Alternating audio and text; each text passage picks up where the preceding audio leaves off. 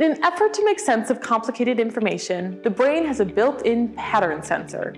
As it processes new and complex data, it instinctively tries to make sense of it by looking for the connections, how the pieces fit together, and what they have in common.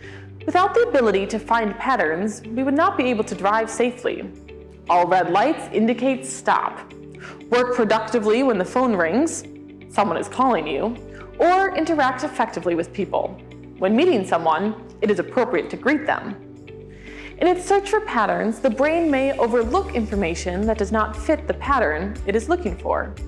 It may also assume information that fits the pattern, but may or may not be part of the situation.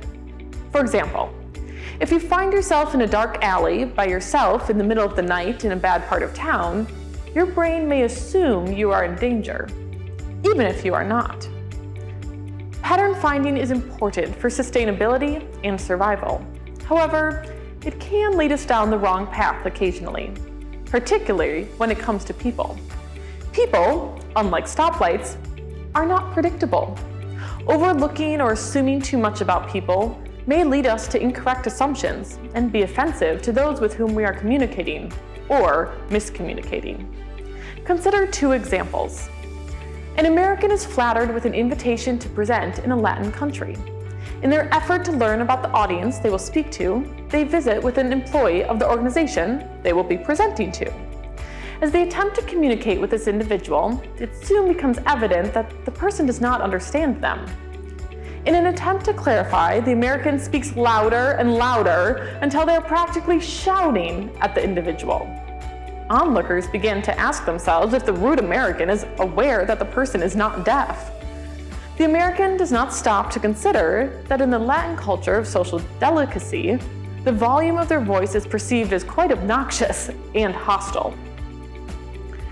An international group of scientists traveled to the United States to network and to enhance their knowledge of new technologies and techniques. Some speak English proficiently, others understand it well but struggle with American slang. As they attend one of the many presentations on their schedule, the presenter peppered her presentation with American idioms.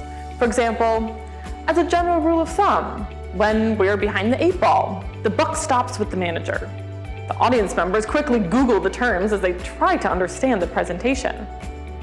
After a while, many give up and talk amongst themselves or review their notes. The presenter has lost her audience's attention. In each of these examples, the speaker assumed too much of the audience. How can we avoid the challenges posed by this natural occurring phenomenon that helps the brain make sense of the millions of bits of data it processes? Challenge your assumptions. Instead of defaulting to everyday unconscious patterns, look for opportunities to challenge those patterns. In doing so, you'll expand your horizons, improve your relationships with others, and maybe even learn something.